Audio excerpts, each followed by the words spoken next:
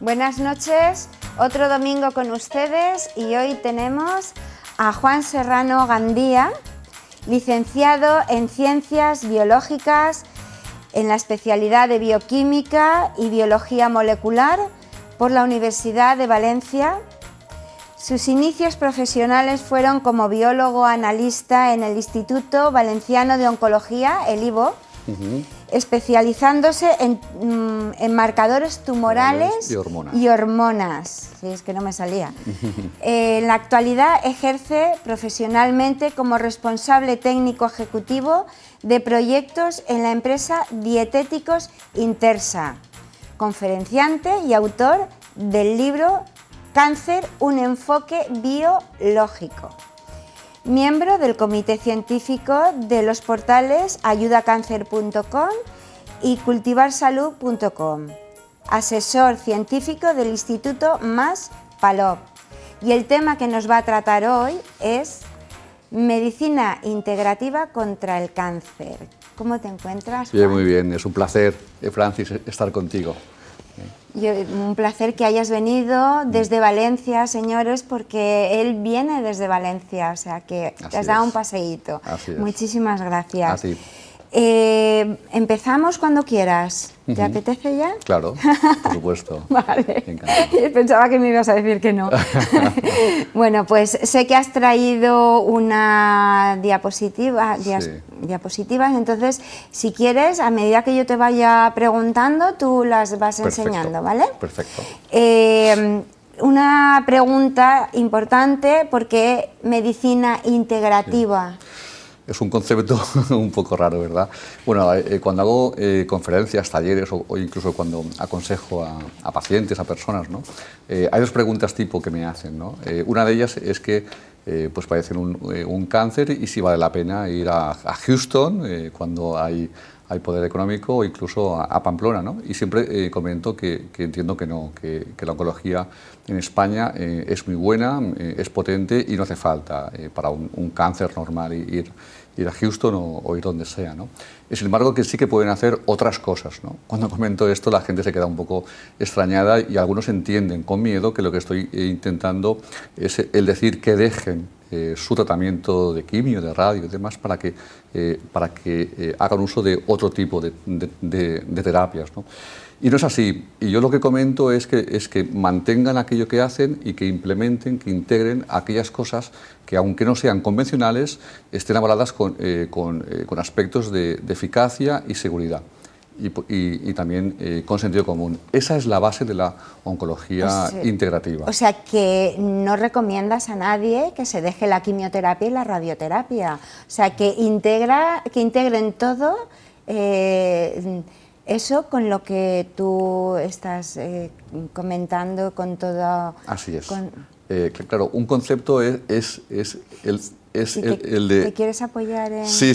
Un concepto es el de medicina alternativa, que es, un ejemplo sería, no te apliques quimio y vete al monte de Chortá, en Guadalés, por ejemplo, a hacer Reiki.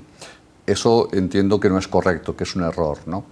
Integrar es aplicar lo que el oncólogo te dice, pero después aplicar otras cosas, o sea, que sean eficaces y que sean seguras, ¿no?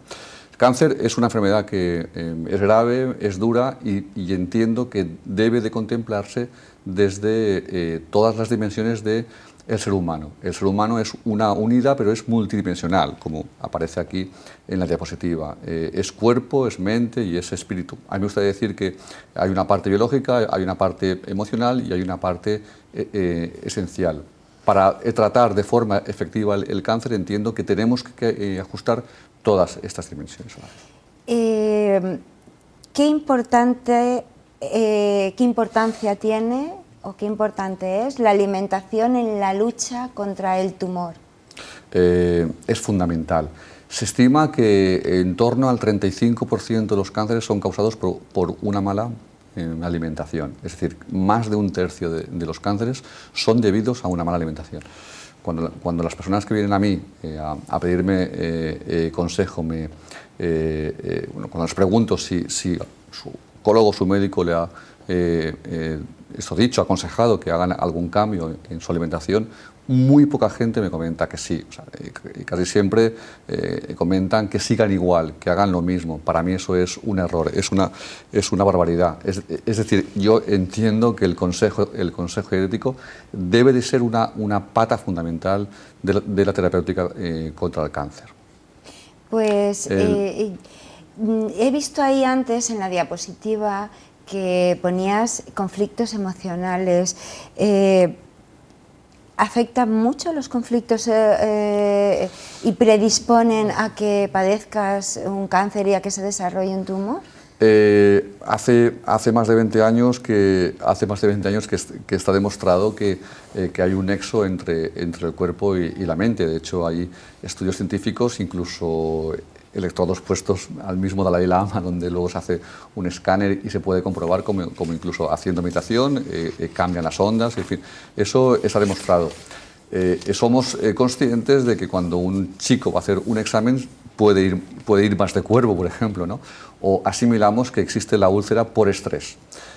Sin embargo, somos muy reacios a admitir que ciertos conflictos nos pueden conducir al cáncer. Esto es un tema para mí un tanto delicado, pero que yo sí que utilizo bastante a la hora de encauzar a un paciente afecto de cáncer, ¿no?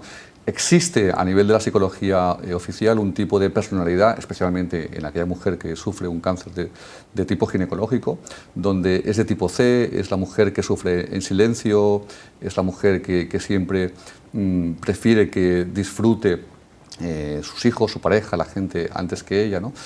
Pero yo sigo una línea un poco más dura en el sentido de que intento asociar qué tipo de cáncer con qué tipo de conflicto, o sea, qué tipo de conflicto ha podido conducir a él. Ojo, siempre por información, nunca por culpabilidad. Es importante esto. Pues el otro día hablando contigo me quedé con lo que me decías, que es un conjunto de desarreglo orgánico, conflicto emocional, impacto ambiental, que todo esto es el desencadenante. Entonces, ¿en qué medida afecta a cada uno? ¿O es todo el conjunto de todos o cómo está?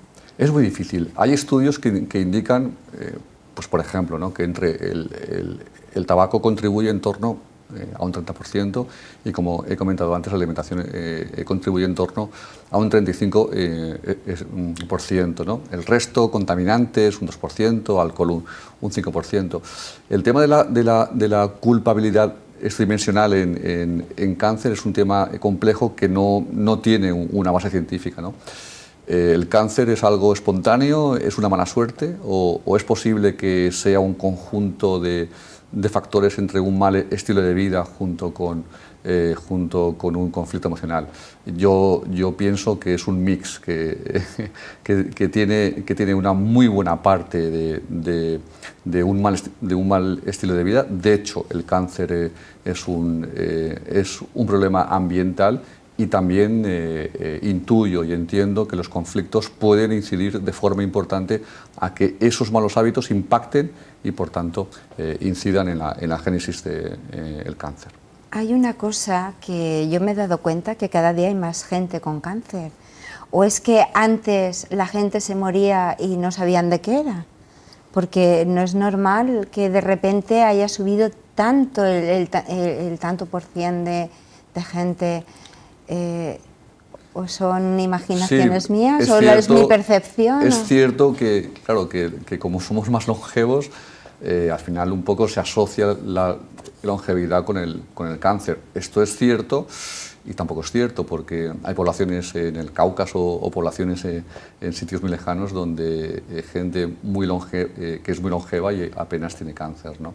Pero sí que es cierto que cada vez hay más gente joven con cáncer, porque yo creo, y está demostrado, que el cáncer es eminentemente ambiental. Por tanto, es que vivimos en un mundo que es muy tóxico. Sí. Es que todo, hasta el aire es tóxico. Hasta el aire, por cierto. Hay un estudio publicado hace escasos meses que comentan que el aire que respiramos tiene el mismo nivel de ser un agente carcinogénico como el humo del tabaco. Fíjate.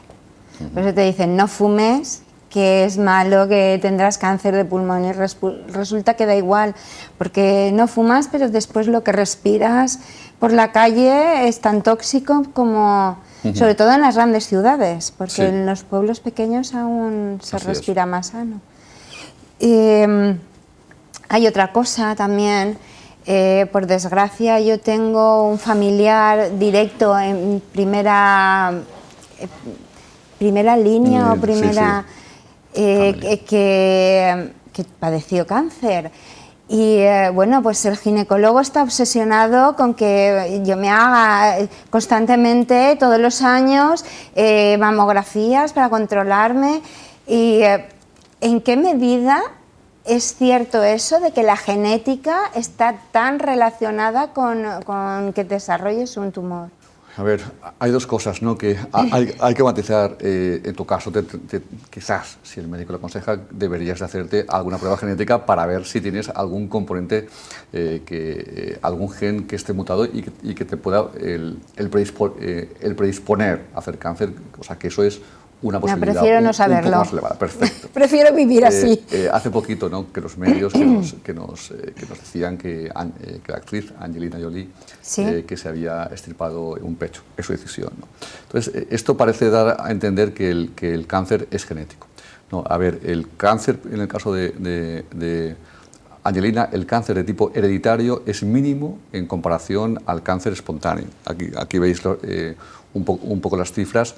Y se estima que entre un 5 y un 10% del cáncer es de tipo hereditario y el resto es ambiental. Por tanto, el cáncer es un tema ambiental. Otra cosa es que cuando el cáncer se produce porque hay un gen o un grupo de genes o unas rutas metabólicas que están alteradas y que al final eso produce cáncer. Es decir, es algo así como decir, todos morimos por una parada cardiorrespiratoria. Hay que ver cuál es el origen, un traumatismo, un infarto o un cáncer. Pero es un matiz para mí importante. El cáncer es eminentemente ambiental, aunque al final siempre hay un gen que muta.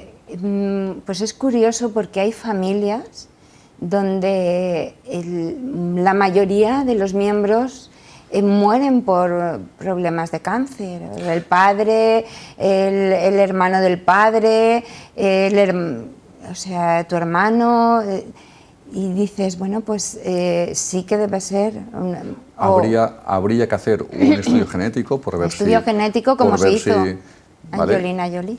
Correcto, pero también podría ser también que compartan hábitos tóxicos. Ah, pues sí, también es verdad, que al ser de la misma familia, claro, la alimentación, la forma de vida... O un entorno, una zona donde sea muy tóxica, una zona donde hayan contaminantes... Claro, no sé, claro, tóxicos, magnéticos, o sea, del tipo que sea, ¿no? Habría que estudiarlo bien. Ya. Y bueno, antes has hablado de desarreglo orgánico. A ver, esto de desarreglo orgánico, ¿para ti qué es? Porque... Bueno, esto entraría... a ver, el tumor pensamos que es un ente aislado, abstracto y que está ahí y ya está. Un tumor es un conjunto de células malignas que tienden a expandirse. Ese es el auténtico problema del cáncer, ¿no? Que se expandan y que llegan y que puedan llegar a zonas donde haga metástasis, ¿no? Hay una cosa que es cierto y que yo creo que la oncología como tal que no contempla, y es que al tumor el tumor se puede encontrar cómodo o se puede encontrar incómodo. Es decir, sabemos desde hace años que el tumor se encuentra muy cómodo en condición de inflamación, que el tumor es un alto devorador de glucosa, que el tumor está cómodo en un entorno ácido y en condición de falta de oxígeno. Por tanto, si yo le doy especialmente algún tipo de alimentación de tipo inflamatorio, de tipo ácido, que no aporte oxígeno Es decir, si yo contribuyo con mi alimentación o con mi modo de vida a todo eso, yo voy a favorecer el tumor, por tanto va a tender a crecer. O puedo hacer lo contrario, o sea, yo puedo incomodar al tumor, es decir, dar un tipo de alimentación que sea antiinflamatoria, que sea alcalina, o sea, que no aporte un alto índice glucémico. Por tanto, son pautas que yo utilizo con las personas que me piden consejo para incomodar al tumor y, por tanto, que no tienda a crecer. Eso para mí son los pilares metabólicos. A ver, es un tema un poco complejo, ¿qué alimentos serían cancerígenos? Porque últimamente a los médicos les ha dado por aconsejar que no tomemos muchos lácteos porque son cancerígenos. Es difícil encontrar un médico que te diga que no tomes lácteos. Yo por lo menos... A mí me han dicho que no tome lácteos. Yo desde hace 20 años que no aconsejo lácteos, ¿no? Bueno, has comentado antes que soy el autor de un libro, El cáncer, un enfoque biológico, que es un libro escrito porque mi madre hace 20 años sufrió un cáncer de pecho, ¿no? Y mi madre hace más de 10 años que no toma lácteos y no pasa nada. Es decir, en cuanto a la pregunta que me formulas, se consigue más evitando que incorporando. Yo siempre comento que hay 4 blancos que para mí deben de evitarse: el lácteo, el azúcar, las harinas refinadas y la sal. Es decir, son contribuyentes, ¿no? Y sin embargo tenemos que aportar eminentemente una alimentación de tipo antiinflamatorio y alcalino para contrarrestar y para incomodar al tumor. ¿Qué alimentos serían esos? Bueno, básicamente es el recurrir, es el evitar carnes rojas, procesadas, todo tipo de alimentación procesada, recurrir mucho a los alimentos que sean vivos, básicamente vegetales, recurrir a ensaladas que aporten 5 colores, recurrir a vegetales a ser posible de cultivo ecológico, porque en las pautas que nos dan, es decir, come más fruta, come más verdura. Y yo digo, sí, pero ¿qué tipo de fruta y qué tipo de verdura? Porque no es lo mismo una manzana que cultivaba pues mi abuelo hace 50 años, donde era una manzana, o una manzana ecológica, que no una manzana que no sé de dónde procede ni cómo la han cultivado. Por tanto, hay muchos matices que hablar, porque hoy en día hay muchos pesticidas, muchos nitratos, muchos sulfatos, el agua con la que se riega no es del todo lo buena que debería. Y claro, todo eso, entonces tú aconsejas vegetales y frutas ecológicas. Habría que hacer, habría que hacer una alimentación equilibrada, pero dentro de ese equilibrio, a ser posible que sean alimentos de procedencia ecológica, ¿no? El tóxico es cierto, hay muchos estudios donde apuntan que los tóxicos son también un culpable, entre comillas, ¿no?, importante en la génesis del cáncer. Aquí la medicina un poco está en puntillas, porque la toxicología que se practica es de causa-efecto, es decir, nos comemos una tortilla de setas que no son buenas y tenemos un síntoma, por tanto es fácil establecer un nexo de causa y efecto. Pero claro, en la génesis del cáncer pueden pasar muchos años, desde que se genera, desde que se concibe, desde que semilla, hasta que se expresa, ¿no?, hasta que es palpable. Por tanto, todos esos tóxicos que han podido contribuir a eso, que sin duda alguna que lo hacen, es muy difícil de poderlo demostrar. Por tanto, algún día espero que se pueda demostrar. Ante eso, yo siempre aconsejo el principio de prudencia, el principio de precaución, es decir, exponte lo menos posible a los tóxicos. Hay una cosa que ahora se ha puesto muy de moda, y es los cosméticos para las mujeres, que enseguida te pone sin parabenos. La verdad es que yo, por ejemplo, los cosméticos que tienen parabenos, soy alérgica, me hincho y me salen, bueno, soy alérgica. Entonces, explícanos un poco qué es un parabeno y en qué medida puede afectar a una tumoración. Bueno, el hecho de que te dejes, por ejemplo, un gel o un champú en el apartamento o en el chalet y que al día siguiente, cuando vuelvas a usarlo, esté intacto y esté en buenas condiciones, es debido especialmente a que en los cosméticos pues se le aplica unos conservantes, unos agentes conservantes. Desde tiempos históricos, pues unos de los más utilizados son los parabenos, ¿no? Es decir, son unos excipientes, son unos agentes químicos sintéticos conservantes que se aplican en la cosmética, en los alimentos, incluso también en productos de farmacia, ¿no? Hay controversia. Hay autores que comentan que son cancerígenos, son tóxicos, y hay otros que no, pero es curioso porque hay distintos tipos de parabenos, ¿no? Y para algunos de ellos están bajando el nivel permitido para incorporarlos en este tipo de productos, ¿no? Por tanto, insisto, actualmente nos podemos permitir otro tipo de cosmética exento de parabenos, exento de parabenos y otras sustancias conflictivas, por ejemplo, otras sustancias que se aplican en los desodorantes. Yo a las personas que les doy consejo, especialmente con cáncer de pecho, lo primero que tengo en cuenta es qué tipo de desodorante están utilizando. Y les comento también que el fondo de armario cosmético, que empiecen a pensar en cambiarlo, porque actualmente tenemos una cosmética natural y ecológica con un buen paladar cosmético y totalmente exenta de este tipo de problemas, ¿no? Los aceites naturales, como el aceite de hipérico, aceite de rosa de mosqueta, que son... Sí, yo hace años que con esto, además, a nivel laboral trabajo mucho con ese tipo de sustancias, ¿no? Y ojo con el aceite de mosqueta. A ver, hago un matiz.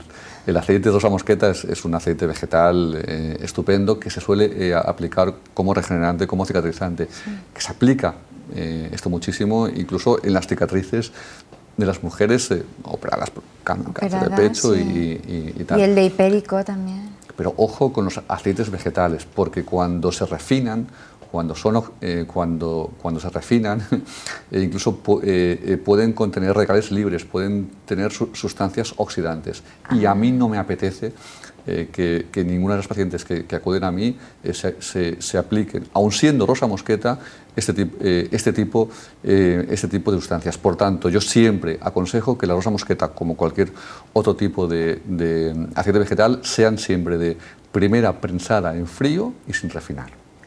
Es un matiz importante, un poco complicado de explicar, pero que es un matiz importante, ¿no? Que sea... Sí, porque hay... Lo más puro posible. Sí, exacto.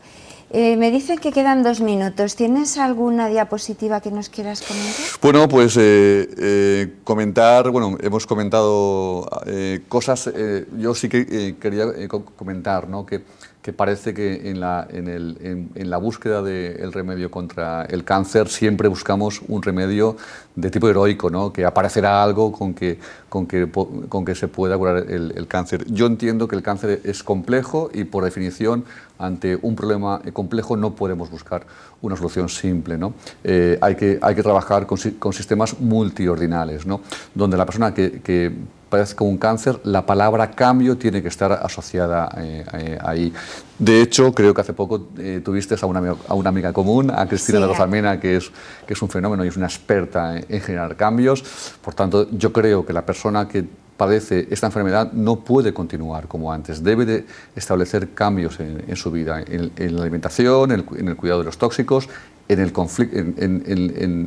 resolver el conflicto emocional, ¿no? Y en más cosas, ¿no? Y por último, bueno, pues aquí está mi libro, creo que está en pantalla, os lo aconsejo, es un diálogo con mi abuelo a costa de mi madre, y con mi página, con mi blog, por si alguien tiene interés en él. Pues tengo que decir que ha sido muy amable, que me lo ha regalado, me lo ha dedicado, y que te estoy muy agradecida, porque a mí... A ti por todo. Porque además a mí el tema del cáncer me toca muy de cerca y pues era un tema que me apetecía mucho tocar en el programa. Muchísimas gracias por venir. A ti, y por invitarme. Y bueno, pues nos despedimos ya hasta la próxima semana y que tengan una bonita semana. Un saludo.